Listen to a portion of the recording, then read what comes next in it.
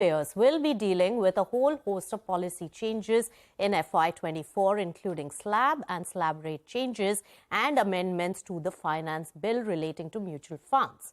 Now, the new income tax regime will also kick in as the default regime from this year. How do these changes really affect you, and what is the most pocket-friendly way to really pay up? Surbhi Upadhyay is right here to tell us more. Well, the new financial year has ushered in several tax changes, so let's quickly put together the 8 most important ones that can perhaps impact you. The first is the sweetened form of the new income tax regime, which is now the default regime for all taxpayers, unless they explicitly opt for the old scheme. So these are the new slabs as they stand, and these are the rates that we are looking at. The basic exemption limit in the new scheme has been hiked to rupees 3 lakhs. The new regime now offers a tax rebate of 25,000 rupees under Section 87A on income of 7 lakhs. This was 5 lakhs in the old regime, and effectively what this means is that there is nil tax liability for all those having taxable income up to this threshold, that's 7 lakhs. Now, rebate under the old regime continues to be constant at 12,500, and that kicks in only for income levels of up to 5 lakh rupees. The new regime also offers a 50,000 rupees standard deduction at par with the old regime. So those are a lot of sweeteners that have added in. Now, if you're wondering which is the more tax-friendly regime or option to go in for, here is a rule of thumb. If the total deductions that you enjoy are more than 3,70,000, 3,75,000, then you may be better off in the old regime. Check out this example that we've put forward.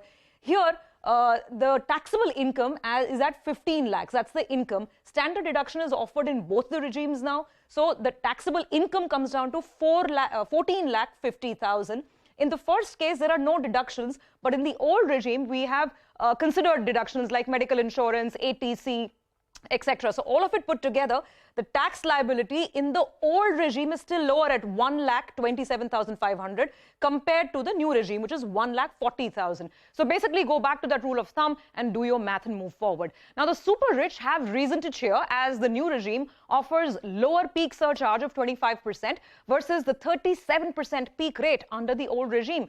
This effectively lowers the tax on those earning over 2 crore rupees, 2 crores or more, from nearly 43% to just about 39% right now. There is no reduction, however, in surcharge rates under the old regime. That's all about personal income tax. Let's now move on and talk about the biggest googly of Budget 2023, which actually came in via the amendments to the finance bill.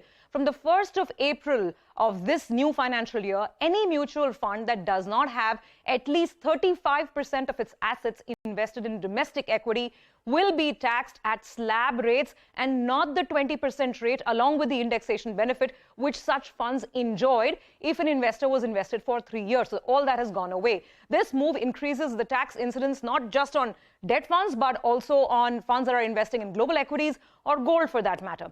Let's come to the third key tax change, insurance. The new fiscal takes away the tax efficiency of high-value life insurance policies.